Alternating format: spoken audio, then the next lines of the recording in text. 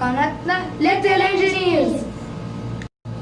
ده الفيديو الثالث وهنتكلم فيه عن قاعدة مهمة وهي قاعدة باسكال. باسكال عالم فرنسي اهتم بدراسة خواص السائل واكتشف قاعدته الشهيرة قاعده باسكال. قاعدة باسكال بتقول إننا لو أثرنا بقوة على سائل محصور هينتج عنها ضغط، والضغط ده هيتنقل لجميع أجزاء السائل بالتساوي.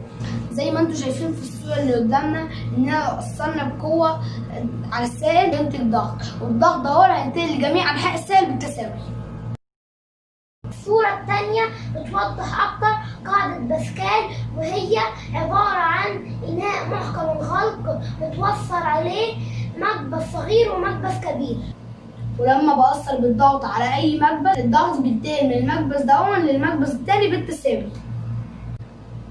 وعشان الضغط بيساوي القوة على مساحة السطح، فإحنا لو أثرنا بقوة صغيرة على المكبس الصغير بتتحول لقوة كبيرة على المكبس الكبير. بمقدار مساحة سطح المكبس الكبير على المكبس الصغير. وده اللي هنشوفه في التجربة العملية دلوقتي.